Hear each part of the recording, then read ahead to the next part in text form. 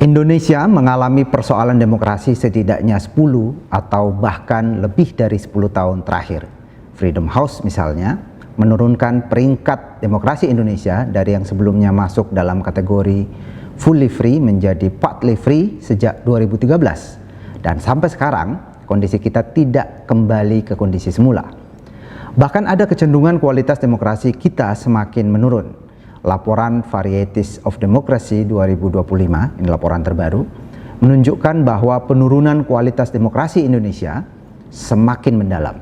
Lembaga itu bahkan tidak lagi menempatkan Indonesia sebagai negara demokratis atau tidak lagi menyebut Indonesia sebagai negara demokratis.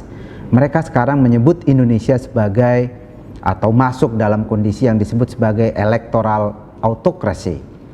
Electoral autocracy itu menurut FIDEM ditandai dengan adanya pemilihan multipartai tapi dengan kondisi atau syarat yang kurang memadai seperti kurangnya kebebasan berekspresi, kebebasan berorganisasi, pemilihan umum yang kurang bebas dan tidak adil. Salah satu aspek yang fundamental dan kalau dia tidak ada maka demokrasi menjadi sangat rusak itu adalah tentang kebebasan sipil. Nah, salah satu faktor pendukung kebebasan sipil adalah toleransi masyarakat terhadap perbeda-bedaan. Dan menurut saya, toleransi ini menjadi salah satu persoalan yang sedang dihadapi oleh Indonesia sejak masa reformasi. Kasus-kasus kekerasan, diskriminasi, bahkan teror pada kelompok yang berbeda terus terjadi.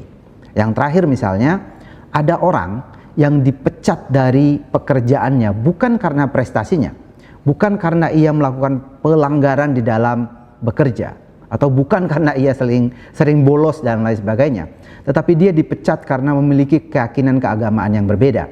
Ini terjadi baru saja di Bekasi. Sebelumnya tentu kita pernah dengar dalam kampanye politik orang membawa-bawa agama, ada kampanye untuk tidak memilih kandidat yang tidak seagama, dan seterusnya dan seterusnya. Pertanyaannya adalah, dari mana sumber intoleransi tersebut?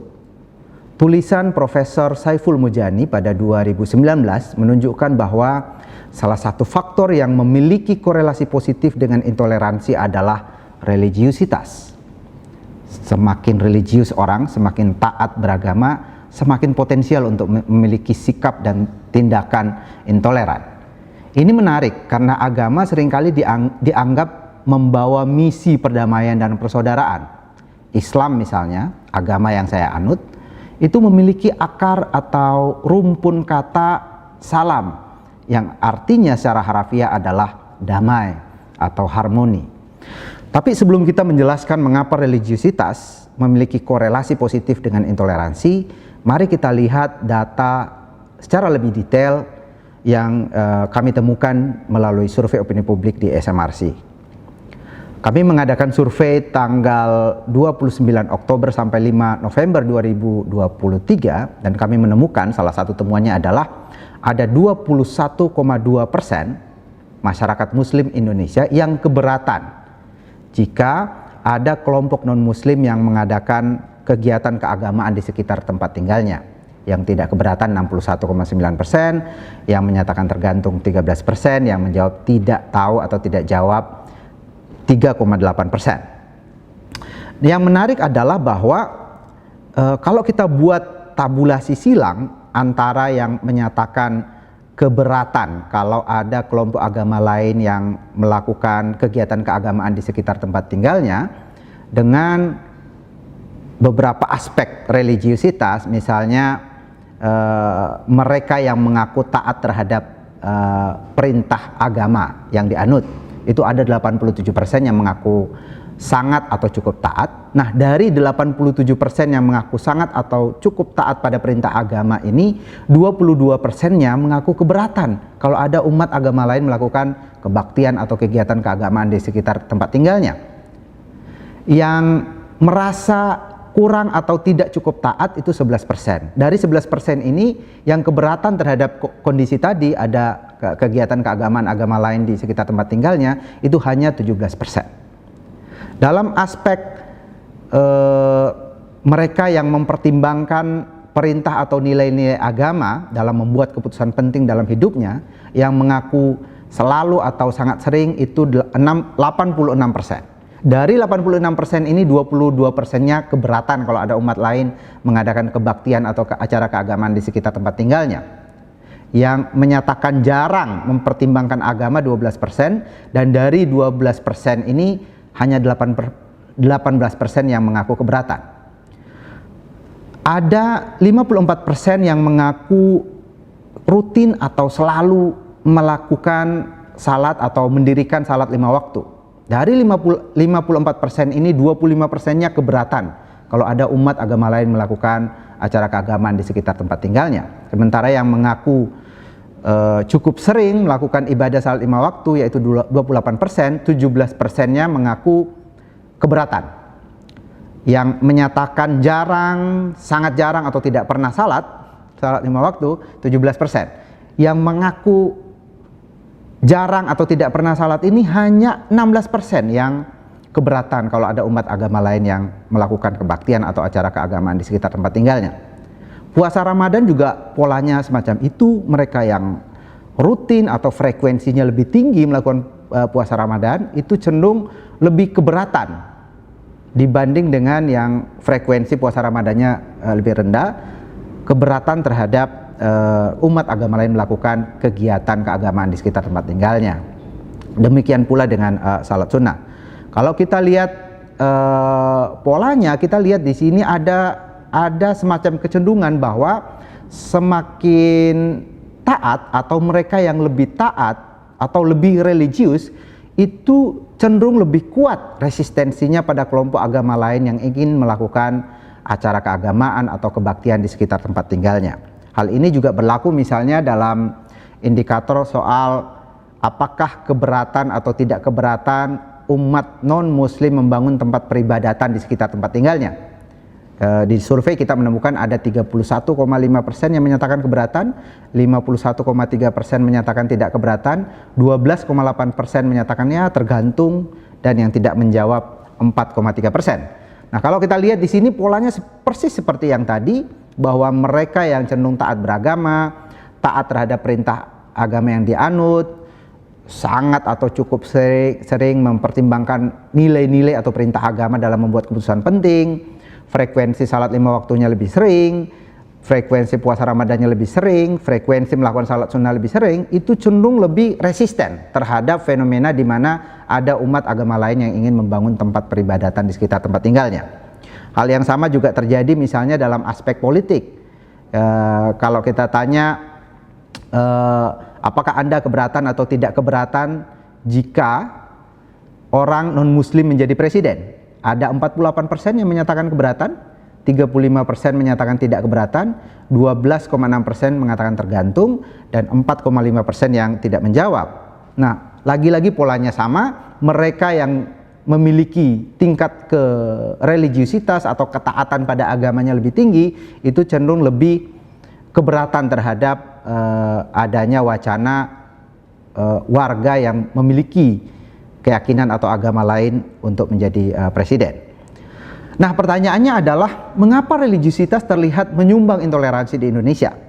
Apakah secara esensial agama memang mendorong intoleransi? Jawabannya tentu tidak hitam putih. Memang banyak pemuka agama atau tokoh agama yang mendorong pemahaman yang eksklusif.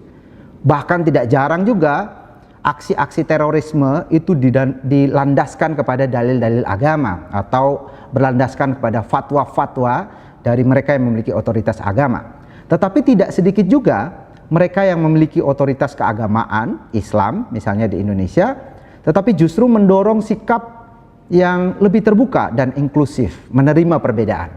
Di Indonesia misalnya kita bisa menyebut sejumlah nama atau banyak sekali nama. Di antaranya adalah Profesor Nurcholish Madjid, Abdurrahman Wahid, mantan Presiden Republik Indonesia, Buya Syafi'i Ma'arif, mantan Ketua PP Muhammadiyah, ada Habib Quraish Shihab, ada Kiai Mustafa Bisri misalnya, dan banyak sekali tokoh-tokoh yang lain. Dan mereka, tokoh-tokoh Islam ini memang sehari-harinya mendasarkan pandangan yang mereka yang terbuka itu dan inklusif pada dalil-dalil agama, memakai hadis, memakai Al-Quran, memakai dalil-dalil fikih dan seterusnya. Cak Nur misalnya kalau kita mau menyebut salah satunya, itu bahkan menggunakan konsep tauhid sebagai dasar bagi kebebasan dan demokrasi, sebagai dasar bagi dukungan Nurcholish Madjid pada kesetaraan, demokrasi dan kebebasan sipil secara keseluruhan. Lalu apa yang terjadi? Mengapa sekarang agama justru mendorong sikap-sikap intoleran? Padahal agama tadi punya dua sisi. Ada yang bisa mendorong pada eksklusivitas, tetapi juga tidak sedikit ulama-ulama yang justru bicara soal keterbukaan. Tapi kenapa kondisinya sekarang justru agama ini cenderung mendorong sikap-sikap intoleran? Salah satu kemungkinan jawabannya adalah bahwa informasi agama yang diterima oleh publik, yang sampai kepada publik melalui televisi misalnya, media sosial, buku-buku agama atau guru-guru agama, mungkin berisi ajaran agama yang cenderung tertutup dan eksklusif tadi. Yang cenderung sampai ke publik adalah aspek agama yang lebih intoleran, kira-kira begitu. Nah, temuan penelitian dari Pusat Pengkajian Islam dan Masyarakat tentang pengajaran agama di sekolah misalnya, itu menunjukkan fakta yang mendukung ide ini. Dalam penelitian mereka di 2016, PPIM, Pusat Pengkajian Islam dan Masyarakat UIN Syarif Hidayatullah Jakarta, menemukan ada kecenderungan guru-guru pendidikan agama Islam, PAI, yang mengajar pendidikan agama di sekolah-sekolah umum, itu memiliki pandangan yang radikal dan eksklusif. 81% temuan mereka, guru PAI tidak setuju untuk memberikan izin pendirian rumah ibadah agama lain di wilayahnya. Ada 74% guru-guru agama ini menolak memberikan ucapan selamat hari raya kepada penganut agama lain. Ada juga 80% mereka tidak bersedia jika diminta menampung penganut Syiah dan Ahmadiyah yang di Indonesia ini diusir dari kampung halamannya. Jika para guru agama intoleran, maka sangat mungkin mereka menularkan gagasan dan pandangan intoleransi itu kepada para siswa yang diajarnya. Nah, saudara, Indonesia ini adalah negara dengan penduduk beragama yang sangat besar. Kalau agama mendorong sikap, apalagi aksi intoleransi yang bisa berujung pada misalnya aksi radikalisme, diskriminasi, bahkan terorisme, maka negara ini sebetulnya berada dalam bahaya yang besar. Karena pilar utama berdirinya negara ini adalah pengakuan pada perbeda-bedaan, Bhinneka Tunggal Ika. Kalau semakin banyak warga yang tidak mau berdampingan dengan yang berbeda, atau semakin banyak warga yang merasa risih dengan keberadaan orang lain, maka fondasi bernegara kita bisa tergerus, dan itu sangat bahaya. Menurut saya, jalan keluar yang bisa dilakukan adalah dengan mendorong munculnya pengajaran agama yang lebih toleran dan terbuka. Dunia pendidikan, media, forum-forum publik seperti media sosial misalnya, perlu lebih banyak menampilkan tokoh-tokoh agama yang berpandangan terbuka. Kita tidak kekurangan tokoh-tokoh semacam itu. Kurikulum pendidikan agama juga perlu diarahkan untuk mendukung sikap-sikap yang toleran. Perbeda-bedaan bukan ancaman. Itu yang harus kita terus-menerus tanamkan. Perbeda-bedaan bukan ancaman, melainkan kekayaan, bahkan fondasi bagi eksistensi negara kita. Terima kasih.